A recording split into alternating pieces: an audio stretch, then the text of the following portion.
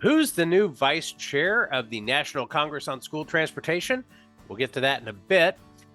In this episode of The Route, our school bus fleet content series, I'm going to share some recent headline news from schoolbusfleet.com. I'm Wes Platt, executive editor. Before we get to it, please click like on this and all our other videos and subscribe to our YouTube channel. And you can also connect with us on Facebook, Twitter, and LinkedIn. Look for all those links in the details of this video. Okay, let's get rolling.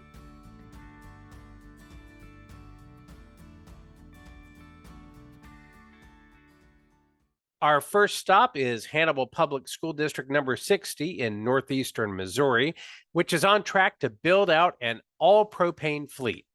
The district is currently in the process of acquiring 9 new propane-fueled school buses to replace older diesel buses using funds from incentive programs such as the EPA's Clean School Bus Program and the Missouri Propane Education and Research Council, or MOPERC. Electric buses were among the most popular acquired during the first round of EPA school bus funding, but Hannibal felt the PERC bus cost was too high. The district opted instead for propane, which wouldn't require higher upfront costs or extensive infrastructure renovation.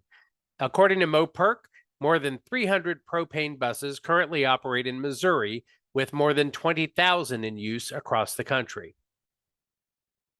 Our next stop is Hagatna, Guam, where the government recently got word it would receive $9.9 million in federal EPA funding to purchase electric school buses and the infrastructure needed to operate them through the Clean School Bus Program.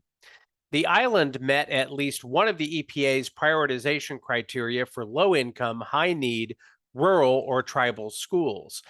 Funds will pay for electric buses and the charging infrastructure. The Guam Power Authority will be responsible for providing electricity to power the school buses. Lou Leon Guerrero, Guam's governor, praised the Biden-Harris administration and EPA Administrator Michael Regan for their leadership.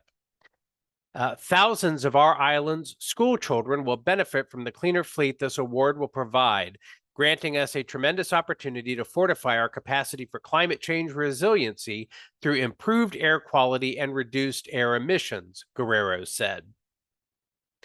All right, next stop, Frankfort, Kentucky, where Elisa Hanley, the state's school transportation director, was named vice chair of the steering committee for the National Congress on School Transportation when they're set to meet in 2025.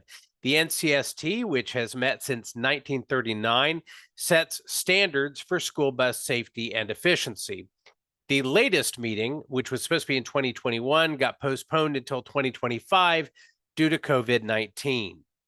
Said Hanley, the document that is produced not only provides us with a baseline for specifications, but it also provides procedural guidelines. When the NTSB sends recommendations, such as how to properly secure a seatbelt on a student, it was incorporated into the document.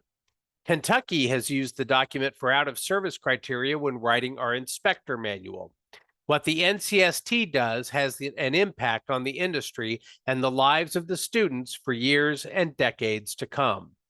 The NCST is expected to gather in person at the Holiday Inn Airport in Des Moines, Iowa on May 3rd to 7th, 2025. All right, now let's go to Schenectady, New York, where TransFinder reported nearly $29 million in revenue for the year 2022. TransFinder provides school transportation management and logistics solutions to about 2,300 school districts throughout North America. The company reported that its growth came not just from new clients, but also existing clients shifting from the old RouteFinder Pro to the newer browser-based RouteFinder Plus, which came out in 2020. TransFinder has also found success with a new app for parents called StopFinder. That banner year came as the company celebrated a 25th straight year of growth. Said Anthony Civitella, TransFinder's president and CEO, every single team within TransFinder contributed to this record revenue. With districts facing tighter budgets, driver shortages, and other challenges, we have become a more crucial partner to more schools than ever before. We take this responsibility seriously, and it shows in every aspect of our company. Moving on, do you know an amazing school transportation director who deserves recognition for their efforts? I am sure you do. And if you do, I want you to tell me all about them. Please send in your nominations for Administrator of the Year. Time is running out. The deadline is February 7th. The nomination form is linked from the details of this video. So seriously, if you've got somebody that has been putting in a bang-up job through good and bad, through storms and pandemics and everything else, please share their stories, and we will consider them, and we will be writing about them in an upcoming edition of School Bus Fleet.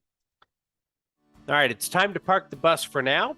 Thank you for watching, and here's a shout out to Twitter follower Mark Nestlen. Tell your friends about the route. If you've got news, please send it to wes.platt@bobbit.com. You can tweet us at School Bus Fleet. If you would, please sign up for our twice weekly e-newsletter. Drive safely, and see you next time on the route.